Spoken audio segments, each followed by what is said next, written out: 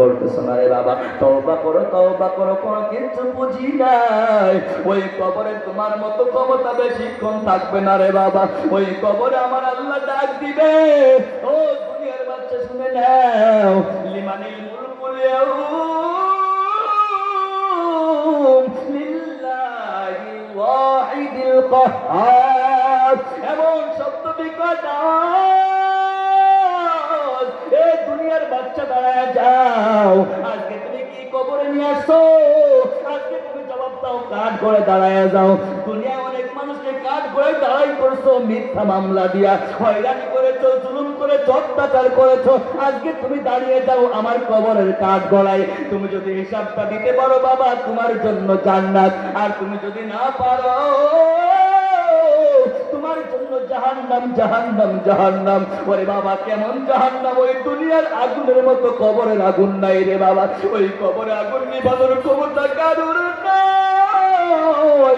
ওরে দুনিয়ার আগুন ধরে গেলে পানি নিয়ে দৌড়াও, ফায়ার সার্ভিসে দৌড়াও, আপনজন দৌড়াও, কিন্তু এই কবরে কেউ নাই, কেউ নাই, কেউ নাই, কেউ নাই। একমাত্র মা আছে, তাও নাই, বাবা নাই, তাও নাই। একমাত্র আমার আল্লাহ আছে, বাজায় কি কাহুমুল্লাহ। আমার আল্লাহ ছাড়া কবরে কেউ নাই। এই জন্য কবরের পুঁজিটা তুমি করে বিদায় হয়ে যাও রে বাবা।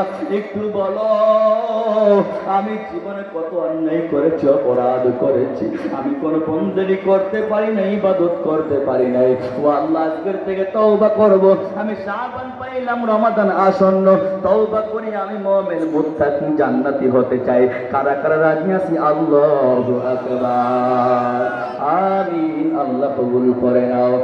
জীবনে না করিলাম বন্দেগি, গুনাহ করে কাটাইলাম জিন্দেগি। তওবা করে আবার তওবা ভাঙ্গিলাম, অবশেষে খাঁটি তওবা করিলাম, অবশেষে খাঁটি তওবা করিলাম।